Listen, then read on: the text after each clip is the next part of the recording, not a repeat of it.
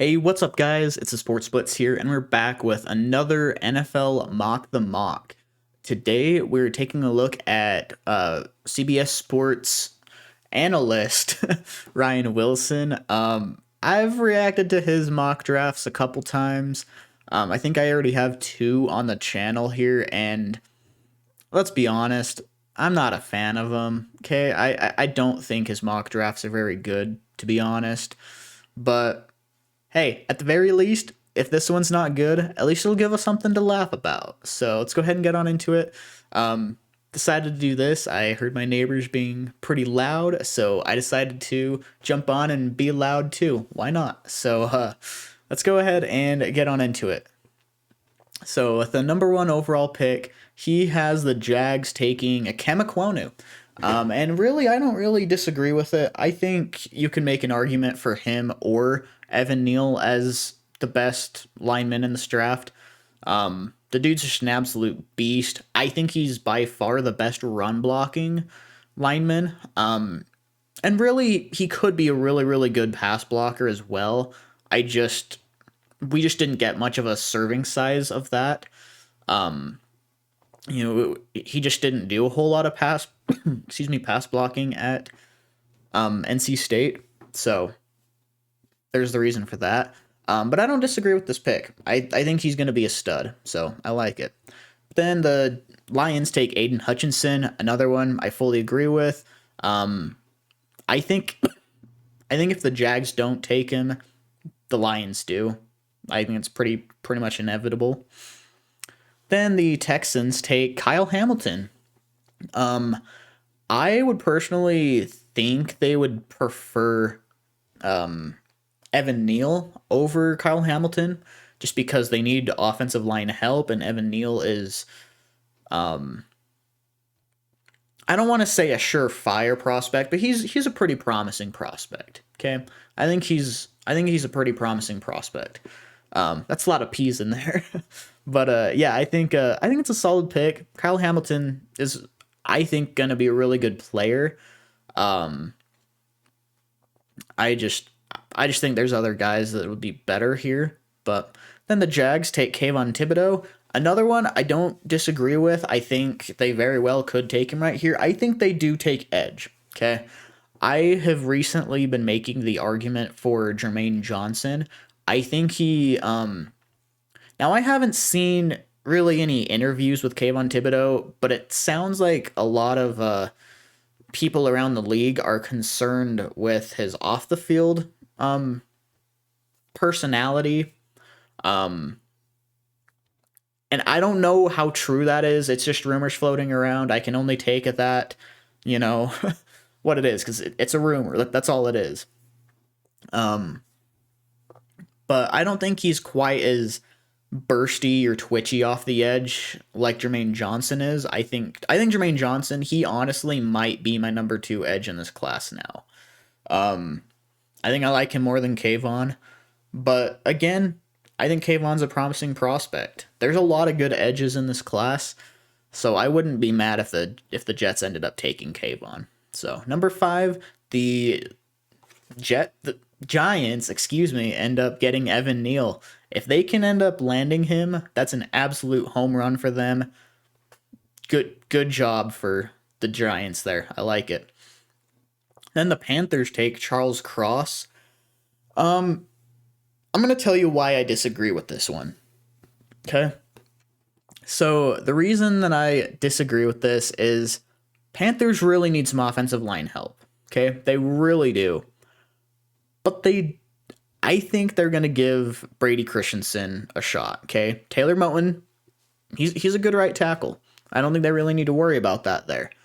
But Brady Christensen, when he did play this last year, which he didn't play a whole ton until the end of the season, but when he did step in, he played pretty solid. His mechanics looked good, especially for a 3rd round tackle. I mean, I think they'll give him another year. I think the only way they wouldn't is if they decided to get a Kemakwonu instead, and that's because if Brady Christensen doesn't work out, I think Akem could play guard. I don't think Cross can play guard. I think he can play both tackle spots, but not guard. And I think really if the Panthers don't go O-line, I think they go quarterback. So I'm just not a huge fan of Charles Cross right here. I think they just have better options. But I wouldn't call it like a bad pick either. It's not one I would laugh about. But then the Giants here take Devin Lloyd from Utah. Guys, you know me. I'm a huge Devin Lloyd fan. Like, he's just an absolute beast, okay? Like, he can do literally everything. If the Giants want to go and, fix their defense a little bit, sure, he's a great pick. I have no issues with that. I think the Giants could definitely be looking to double up on O-line, or maybe even get like Jermaine Johnson or even Trayvon Walker, you could argue. So I'm not sure how likely it is that they'd get Devin Lloyd, but if they do, I mean, he's a beast. I mean, I'm not saying he's going to be Micah Parsons, so don't put those words in my mouth, okay? But I think he has the potential that he can, work up to a Micah Parsons level player. I think they have very similar play styles. Yeah, I really like Devin Lloyd. I really do. But then the Falcons take Malik Willis. Okay. That is interesting. That is really interesting. I personally don't think the Falcons are going to go quarterback.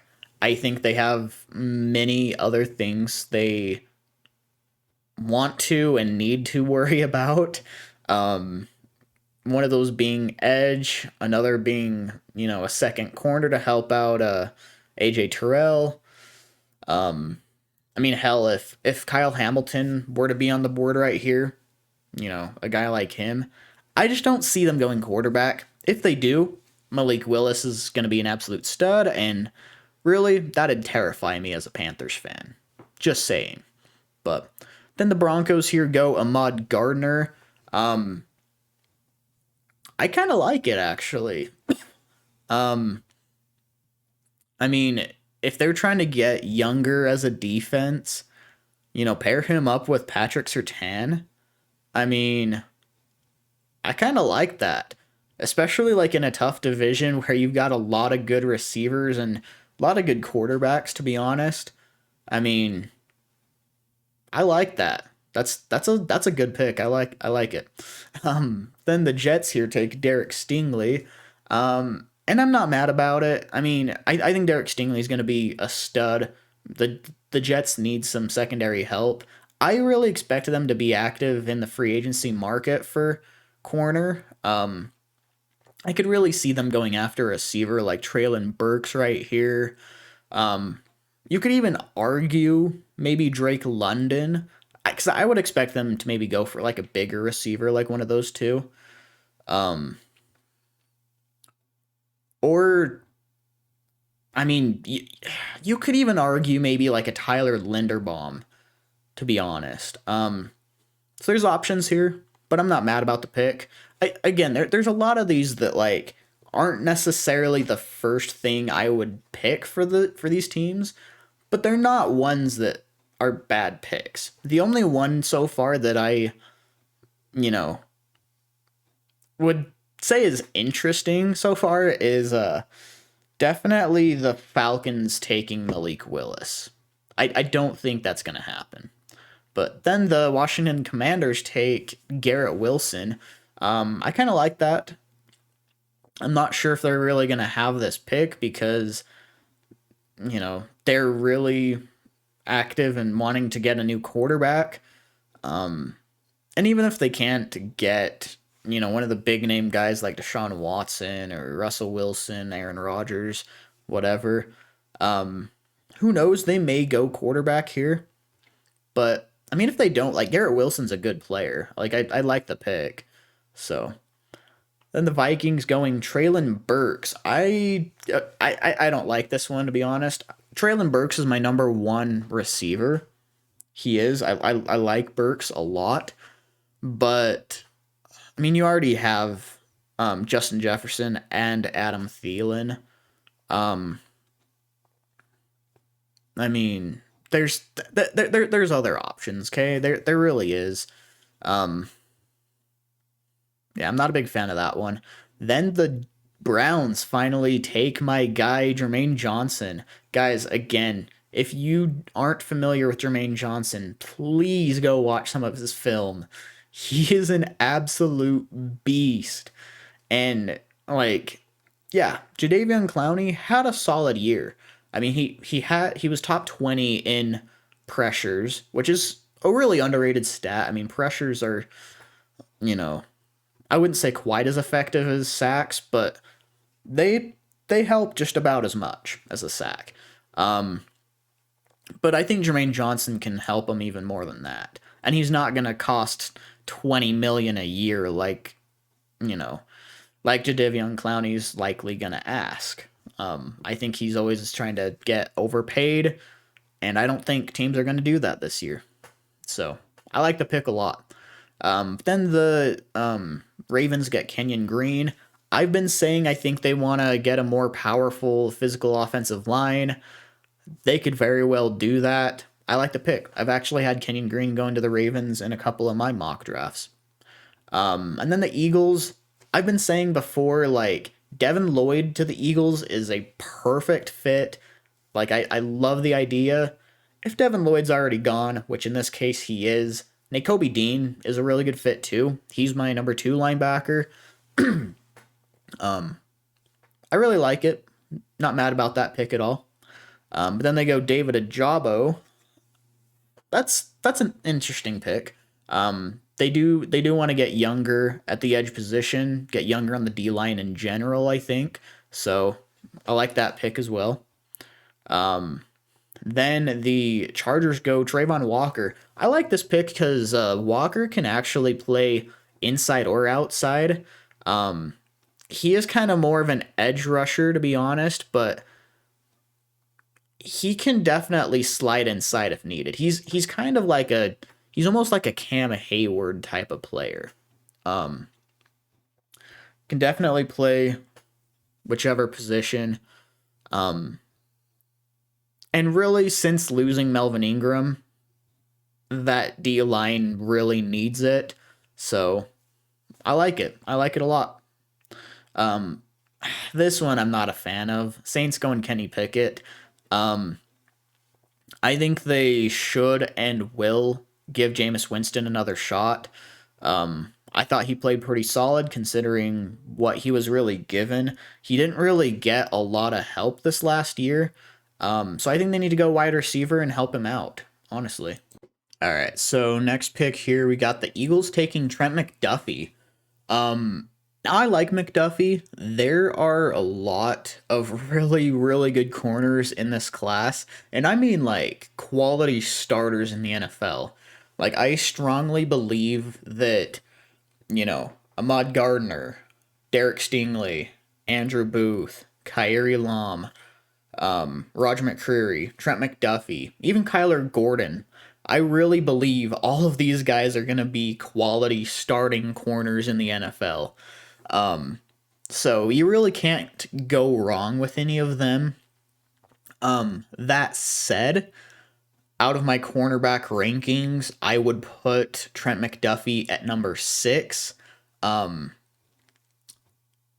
So, I mean, you could argue there's definitely some better options here, but again, I really wouldn't think that this is a bad pick, As long as you're not trying to take, one of these guys like top 10, it's going to be a good pick.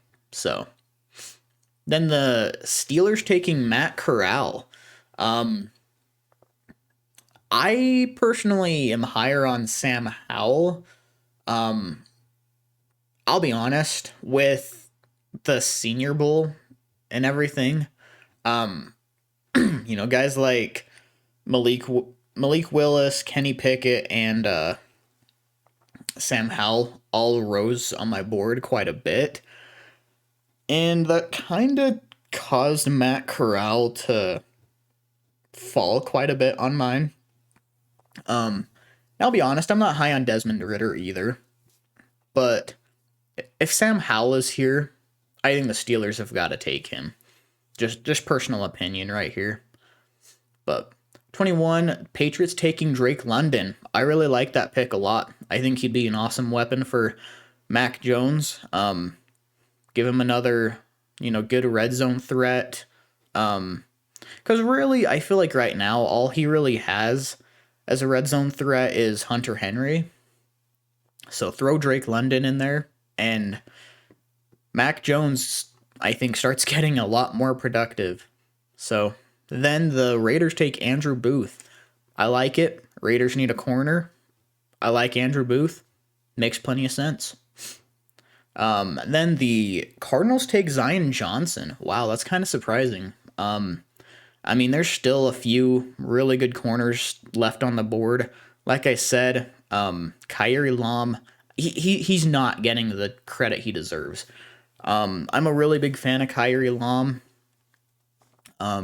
Again, if you haven't watched his tape, definitely be sure to, study up on it. I think he's going to have a really good combine. I really do. Then there's also Roger McCreary here, Kyler Gordon. I think the Cardinals really need some cornerback help, but they could honestly be pretty... I don't know their cap situation, so I'm just saying based off need, I could see them being pretty active in free agency for a corner. But if they don't end up getting one, I think they definitely have to draft one. But I do really like Zion Johnson. He's another guy that I don't think gets the respect he deserves. So I feel like there's a lot more good prospects in this draft than people realize. A lot of high-end talent. Then the Cowboys take Tyler Linderbaum. I like it. I'll be honest, I'm not sure Linderbaum really falls this far. I think there's plenty of teams that would love to take him. Another guy that he's just an absolute beast. He moves people on the line of scrimmage. He's one of the better run blocking centers you'll ever see. And really, even in pass blocking, you never see him get blown up or pushed back into the quarterback. He's got a good anchor too. And really, even if you have a team that already has a really good center, I really think he could play guard as well. I think he'd probably want to put on 10, 15, maybe 20 pounds if he's going to play guard, but I don't think that'd be too difficult for him. I think he's going to be a stud. I really do. I'm just not sure he's going to fall this far. But then the Bills take Daxton Hill. With Linderbaum and Zion Johnson and Kenyon Green all off the board here, I think that's a solid pick. You could even argue for a guy like Trevor Penning. I think Penning can play either tackle spot.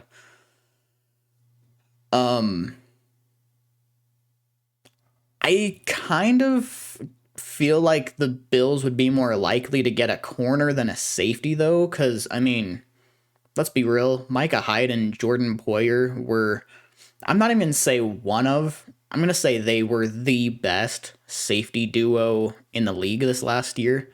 Jordan Poyer's finally starting to get some more respect. He had been pretty underrated for a while, and now people are finally realizing how good he is. And Micah Hyde, he's always been really good. So, yeah, I'm just not sure I really see them taking a safety. I could see them maybe taking a corner, but yeah, I don't see safety here. Then the Titans take Daniel Falele. Now, prior to the Senior Bowl, I had actually mocked this a few times, actually. I was a fan of it because, thinking, hey, this dude that's 6'9" can absolutely move people off the line of scrimmage, paired with Derrick Henry. I mean, Daniel Falele, if he reaches his potential, it can be a situation that, like, he moves D ends and D tackles so well that Derrick Henry doesn't even need to touch anyone until, if running to the same side as Falele, obviously. He doesn't even need to touch anyone until, like, linebackers get to him. And by then, Henry's so powerful that he can stiff arm them into oblivion, Like, that was what I was kind of picturing in my head, okay? But he did not do well at the Senior Bowl, okay? That's the thing. If you get him, you're getting him to be a project.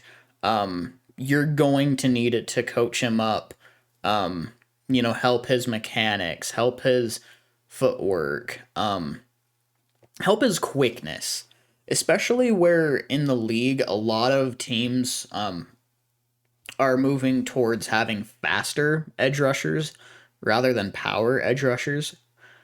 Daniel Falele would get absolutely worked by some of them. I mean, he just doesn't have the type of speed to stop a Von Miller type of guy. That's just what it is. But if he can reach his potential, I think he'd be really good, especially where the Titans like run blocking. But then the Bucks go Kirby Joseph. I mean, if they were to go safety here, I'd definitely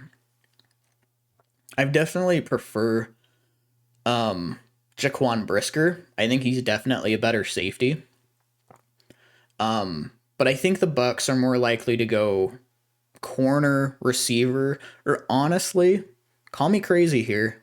With Sam Howell still on the board, they could very well go with him. I know they probably want to give Kyle Trask a chance, but like, Sam Howell is a good prospect. The more and more I've studied him, the more impressed I've been. See, I'm not a big fan of that pick, to be honest. Then the Packers go Jamison Williams. I mean, Jordan Love has a pretty strong arm. The strength of his arm is actually pretty underrated. Jamison Williams is a good deep threat. So, I like it.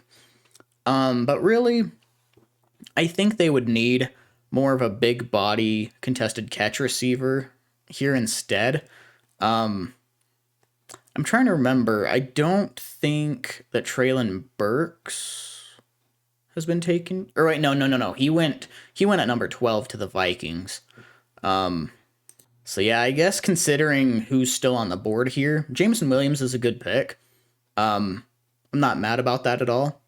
But if they could snag, either Drake London or Treylon Burks here, they'd be a really good red zone threat for Jordan Love.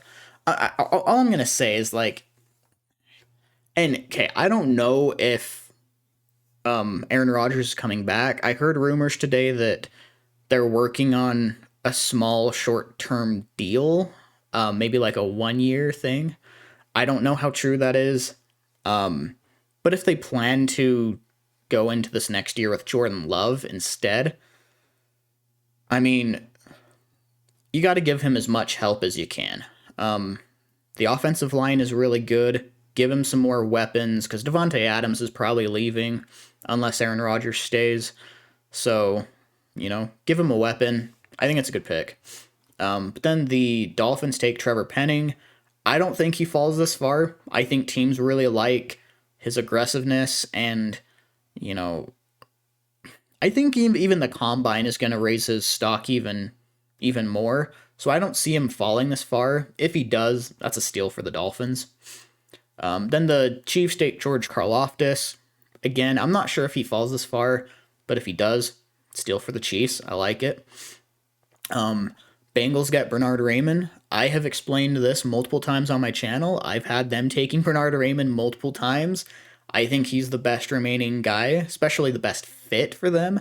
I'm going to just say it again. I know he's going to be a project, okay? He's not going to come in and instantly be a Pro Bowl tackle. So, Bengals fans, calm your horses here. But let's be honest. He will be able to come in and at least be better than what the Bengals have. And if he does end up working out and reaching his potential in the next year or two, then hey, the Bengals got a franchise tackle and the gamble paid off. But at the very least, they need offensive line, especially if they can't get like a Teron Armstead or, really high end tackle in the free agency. They've got to go O line. In fact, I could even see a scenario where they trade up to get. I don't know if they trade this high up, but maybe high enough to get like a Charles Cross or Kenyon Green, Tyler Linderbaum. Yeah, someone like that. So I like it. And then the Lions get Chris Olave. Another good pick.